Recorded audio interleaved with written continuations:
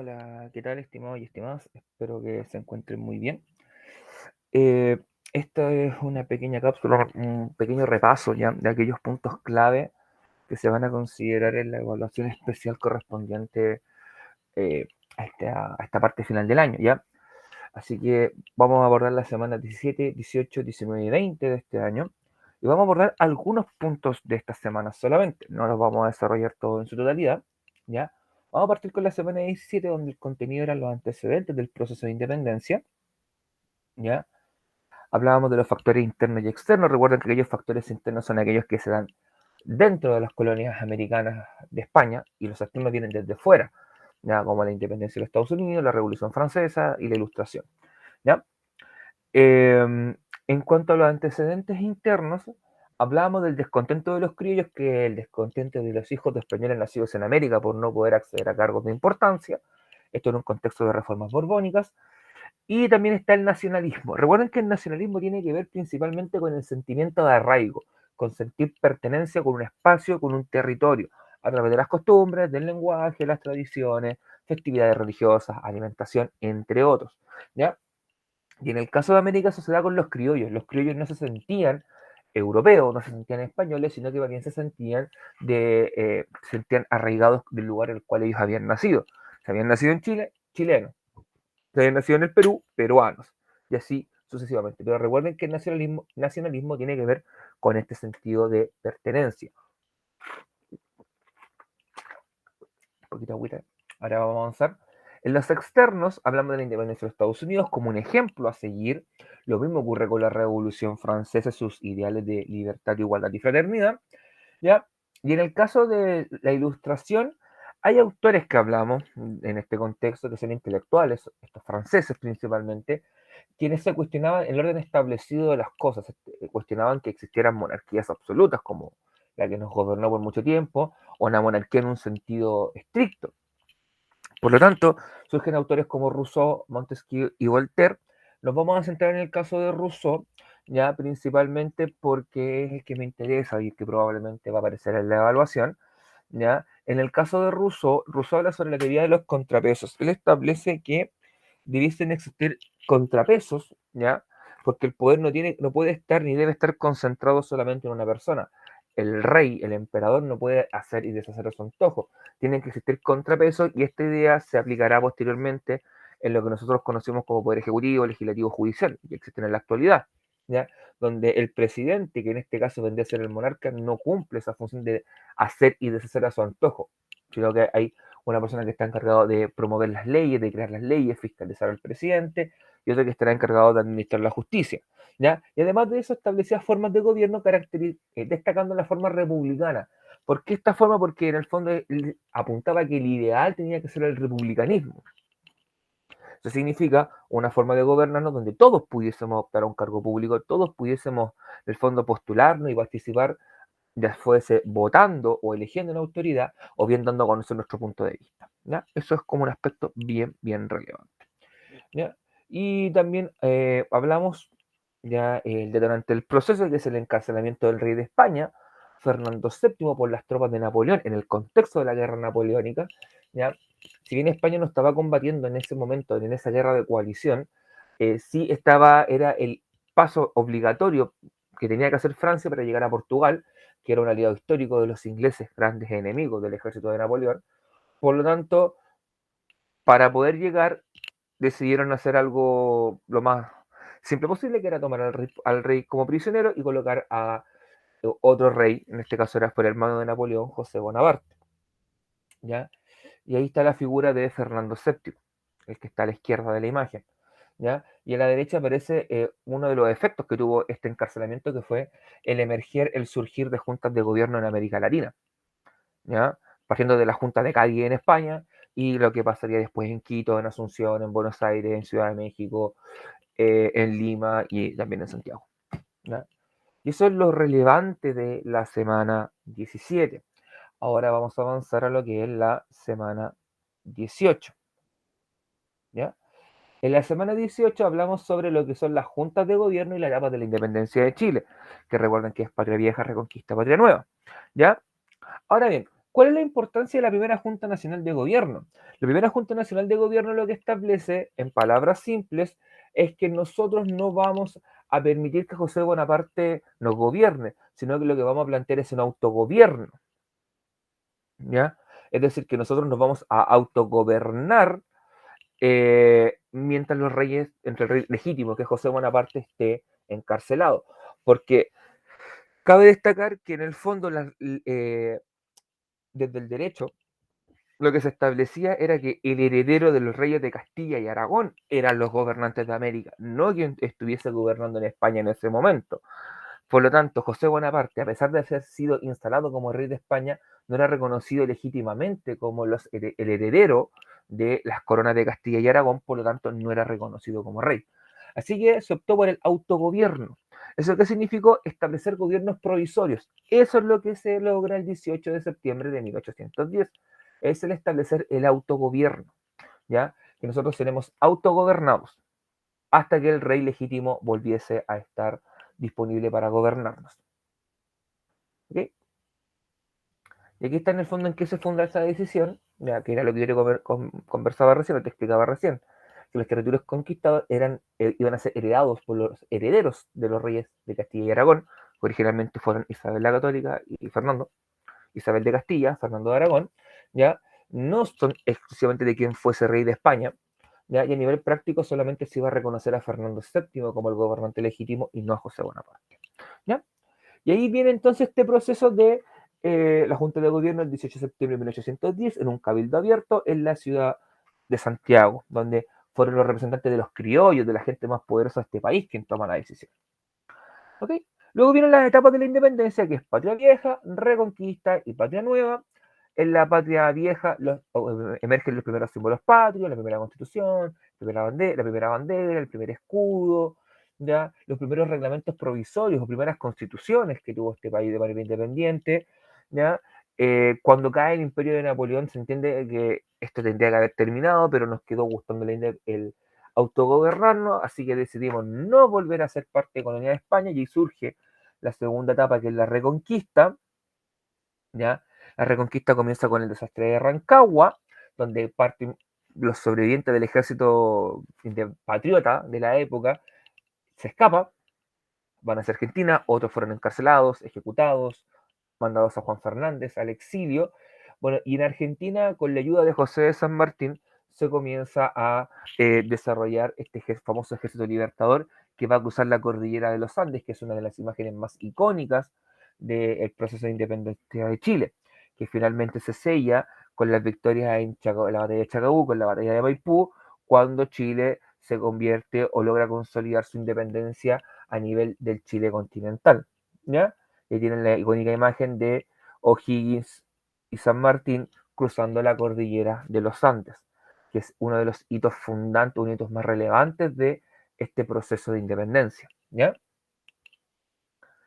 Y por último, nos va quedando también, muchachos, el ir estableciendo eh, qué va a pasar con Chile, ¿ya? Que es algo bien, bien importante. ¿Ok? Bueno, vendrá la Patria Nueva, donde O'Higgins va a comenzar a gobernar como director supremo. Ya él no fue la primera opción siempre fue San Martín, pero al final accedieron a dejarlo. O'Higgins tuvo un gobierno de luces y sombras, con muchas cosas que hizo, pero también con represión, persecución de posibles enemigos políticos que le encontrara, como el caso de los hermanos Carrera, Manuel Rodríguez, que finalmente van a obligar a que él tenga que abdicar o dejar el cargo en 1823. ¿Ya? Y de ahí entonces nos vamos a saltar a la semana que viene, que en este caso tiene que ver con los ensayos constitucionales y la época, o también época de anarquía u organización de la República, que es la década de 1820, cuando Chile ya logra consolidar su independencia, pero está todavía en pañales viendo qué vamos a hacer como país, cómo nos vamos a gobernar, qué autoridades y qué instituciones vamos a tener. Principalmente acá siempre surgen tres modelos o ideas de constitución, que son el moralista, el federal y el liberal. ¿Ya? Cada uno de ellos tiene sus características particulares. ¿Ya? En caso particular vamos a profundizar principalmente en algunos conceptos clave, como es el concepto de qué es una constitución, ¿ya? Y también quizá en algún ensayo constitucional que sea de mayor interés para el motivo de la evaluación especial, ¿ya? Así que es una constitución? Una constitución, en palabras simples, viene a ser un documento escrito, en el caso nuestro, que es la ley fundamental, es aquella que establece las normas o los lineamientos que tiene que seguir todo código jurídico, toda ley que se plantea en este país, ¿ya? Por ejemplo, no puede establecerse ningún proyecto de ley que vaya en contra de los principios que establezca la Constitución. Si la Constitución establece el derecho a la salud para todos, no podemos generar ninguna ley que vaya en contra de ese principio fundamental, ¿ya? Entonces va a establecer las leyes fundamentales, quiénes nos van a gobernar, qué tipo de instituciones vamos a tener, cuáles van a ser sus funciones, cuánto tiempo van a durar en el cargo, podrán ser reelectas o no, cuántas veces, ¿ya? Cómo va a ser la estructura de organizacional, en el fondo, cómo se va a organizar este país.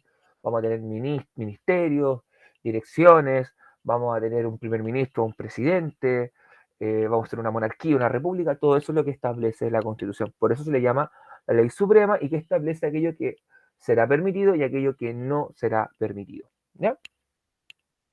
En el caso nuestro en la actualidad, recuerden que la que sigue estando vigente para hoy día, 11 de noviembre del 2021, es la Constitución de 1980, ¿ya? Bien.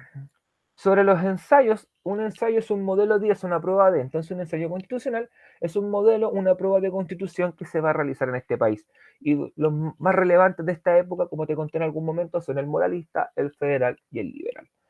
El moralista, en palabras simples, apunta a las morales y las buenas costumbres, es el ensayo constitucional más conservador que tuvimos en esta época, ya que buscaba más bien mantener las estructuras coloniales, mantener que las situaciones funcionaran más o menos como habían funcionado en el mundo colonial. Es decir, no hacer grandes cambios en las estructuras sociales y económicas, ¿ya?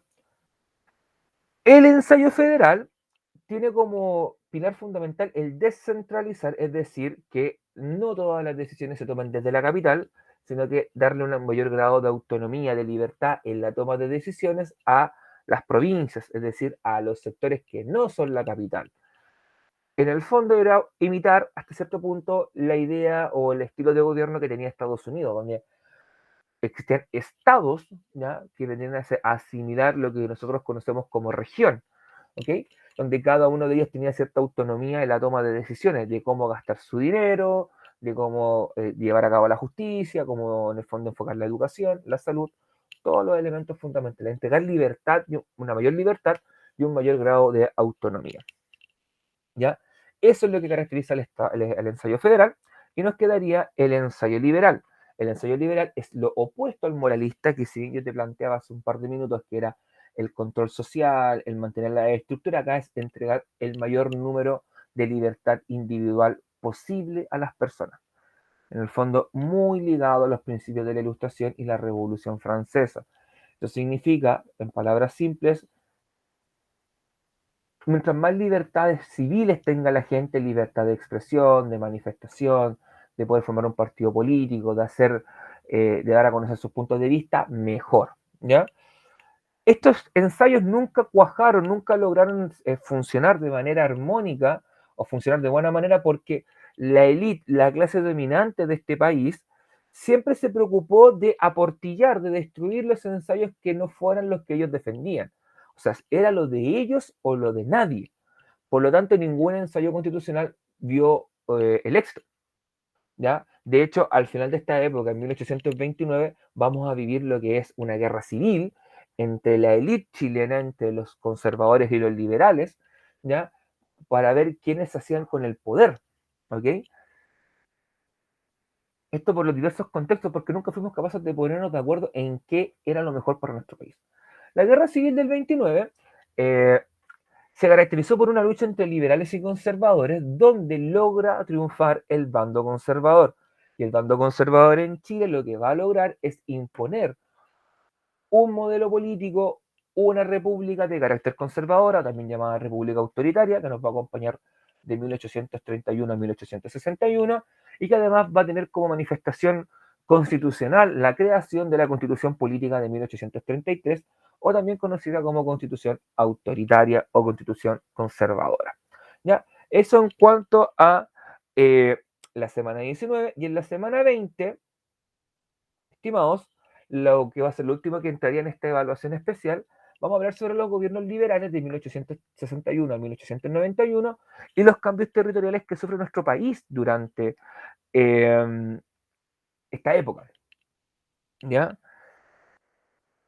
¿Qué significaba ser un liberal? Es ser una persona que defendía las libertades individuales, las libertades civiles, de formar un partido político, de expresarse, de publicar un libro, de dar a conocer mi descontento y además tener un carácter laico. Eso significa un carácter alejado de la religión.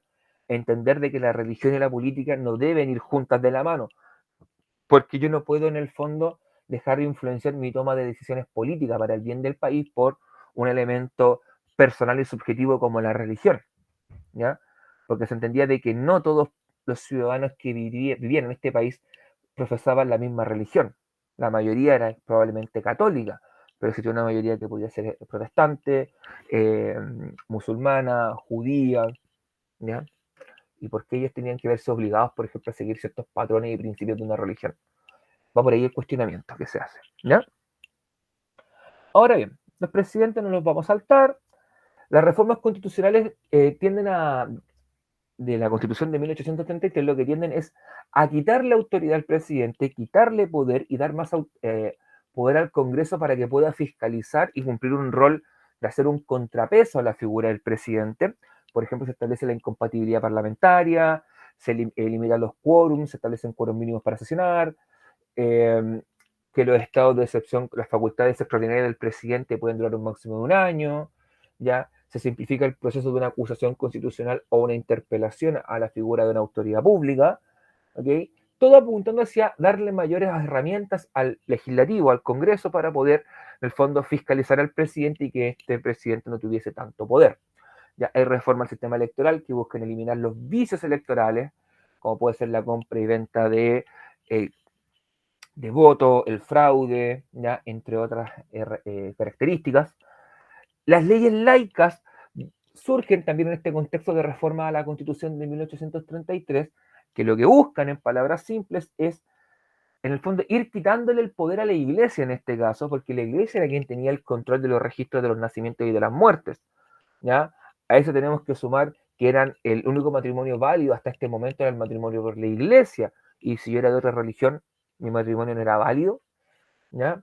Así que se establece el matrimonio civil, se establece el registro civil como una institución donde se registran nacimientos, se registran defunciones, se registran matrimonios, ¿ya? Y en el fondo hay una institución pública que está bajo el alero del Estado, quien tiene a cargo toda esa información sensible para saber si el país está creciendo o está disminuyendo. Y lo mismo ocurre con los cementerios, dejamos de tener cementerios laicos, perdón, pasamos a tener cementerios laicos, dejamos de tener cementerios exclusivamente parroquiales, sino que ahora cualquier persona de cualquier religión puede hacer manifestación de su fe al momento de fallecer en su sepultura. No solamente cruces que son asociadas al cristianismo, podría estar la estrella de David, que es un símbolo de los judíos, una media luna como un símbolo del pueblo musulmán. O sea, en el fondo no hay se permite que cualquier persona pueda ser enterrada libremente en un camposanto. Eso tiene que ver con ir quitándole poder a la religión, ir quitándole importancia a la religión en estos aspectos de la vida privada de la gente. ¿Ya? Recuerden, son tres: la ley de cementerio laico, la ley de registro civil y la ley de matrimonio civil. ¿Ya? A nivel económico va a caracterizarse por una continuidad desde el mundo agrícola, ya en relación a lo que fue décadas anteriores. En el ámbito de la minería, si bien Chile había tenido un boom con la minería de plata, a finales del siglo XIX emerge la minería del salitre con la Guerra del Pacífico, los territorios que se adquieren en esta guerra, como es la zona de Antofagasta, Tarapacá, Arica y por prácticamente 30, 40 años Tacna, donde habían yacimientos salitreros, y también el carbón que se extrae del lote Coronel principalmente, que se vuelve un recurso clave para mantener funcionando las locomotoras, para hacer funcionar toda la maquinaria, la industria salitrera que existía en la época, que requería en el fondo hacer un proceso químico en base a temperatura para la roca de salitre convertirla en ese mineral, en este polvillo, en este material granulado que se exportaba, ya no mandaban la roca bruta en sí. Además de las exportaciones de trigo que se mantiene. Ahí tenemos una imagen de la minería del carbón, ya en Lota y en Coronel. En el ámbito social, la estructura sigue manteniéndose relativamente similar, una aristocracia pequeñita pero con mucho poder político y poder económico, un sector medio, clase media que comienza a tomar fuerza, que son profesionales, que son funcionarios públicos, que son miembros de las Fuerzas Armadas y de Orden, que tienen un trabajo estable, ¿ya? Que les permite tener un buen vivir, y una gran mayoría de la población, que era el sector popular, que no tenían un trabajo estable, que muchos seguían siendo peones, gañanes, o sea, trabajadores irregulares, jornaleros, inquilinos en las haciendas de la época, ya eran estibadores probablemente, gente que no tenía una mayor cualificación en su trabajo. Hay un fenómeno migratorio con llegada de alemanes, en Valdivia y alrededores, en la zona de Punta Arenas y en Antofagasta llegada de croatas, por ejemplo, ya palestinos también llegaron a Chile a finales del siglo XIX. Es decir, tuvimos una migración importante para el volumen de población que existía en este país. Y también hay un movimiento de población que se comienzan a ir hacia el norte a trabajar en las faenas salitreras, ¿ya? Y ahora, sobre la guerra del Pacífico, en palabras simples, recuerden que es una guerra que tiene un origen económico, ya por temas de impuestos, hay un tratado, un pacto defensivo entre Perú y Bolivia en contra de Chile, se declara la guerra en 1879, ya, donde el recurso clave, el recurso económico clave era el salitre, ¿okay? Que le llamaba el oro blanco, que se procesaba para producir pólvora y también como fertilizante. A nivel militar hay dos grandes campañas, una campaña naval y una campaña terrestre. Chile logra ganar en ambas campañas y se hace con los grandes yacimientos de salitre, que es la principal consecuencia que tiene, que Chile se vuelve un país mucho más poderoso y con la riqueza del salitre logra un proceso de modernización a nivel regional bastante importante. La masificación del ferrocarril, la llegada del alumbrado público en algunos sectores, los alcantarillados. O sea, Chile comienza a crecer como país, ¿ya? Debido a esta riqueza que obtiene del salitre. Y sobre los cambios territoriales, nos vamos a saltar un poquito esta primera parte, y los territorios perdidos, técnicamente Chile lo que hizo fue renunciar a la Patagonia. Chile tenía una reclamación histórica con la Patagonia, que compartía esa reclamación con Argentina, y Chile en el contexto de la Guerra del Pacífico, y entendiendo que para la época, es decir, estoy hablando de 1880, no se conocían grandes riquezas que existieran en la Patagonia, Chile no tuvo problema en ceder esa reclamación. Años después se descubrió que había yacimientos de petróleo y yacimientos de gas natural, que en el fondo se convirtieron con el paso del tiempo en recursos mucho más rentables e importantes que el salitre para Chile, ¿ya? Eh, y ahora bien, sobre los territorios que se fueron incorporando, cabe destacar que hay territorios que fueron incorporados de manera violenta, por ejemplo, el territorio mapuche, pero el territorio mapuche vive una situación particular. No hubo una guerra como tal desde un punto de vista estricto, se habla de pacificación de la Araucanía, lo que en el fondo fue un ataque sistemático del ejército a la población mapuche, que vivía en lo que se llamaba la nación mapuche, ¿ya? Que inclusive también ocurrió en paralelo, perdón, en Argentina, con la famosa campaña del desierto, eh, ya donde Chile lo que hace en el fondo es desocupar los territorios de población mapuche e entregándoselo a colonos alemanes. ¿Ya? También estuvo la ocupación de Chiloé, en este contexto cuando se expulsa a los españoles de Chiloé, que era el último asentamiento español que quedaba para el momento. Se coloniza Valdivia, se coloniza Punta Arenas, porque son lugares estratégicos. Y ahora, ¿cuáles fueron los territorios adquiridos militarmente por Chile? Bueno, por la Guerra del Pacífico, recuerden que adquirimos Tarapacá, Arica y Tacna, y Antofagasta, fueron incorporados al territorio chileno de manera permanente. Es por eso que tenemos la región de Antofagasta, la región de Arica Parinacota y la región de Tarapacá en la actualidad. Fueron territorios ganados en la Guerra del Pacífico. ¿Ya? Y en el caso de Isla de Pascua firmó un documento con Chile donde accedió a incorporarse de manera pacífica, principalmente buscando la protección de las constantes ataques del Perú, quien iba a capturar gente para llevársela como mano de obra esclava a las islas de Guano. ¿Ya? Y de esa manera, estimados, hemos terminado lo que es este repaso de los contenidos que ingresarían en esta evaluación. Espero que les resulte de utilidad, ya que estén muy bien y ojalá les vaya muy bien en la evaluación. Un abrazo, que estén muy bien. Chau, chau.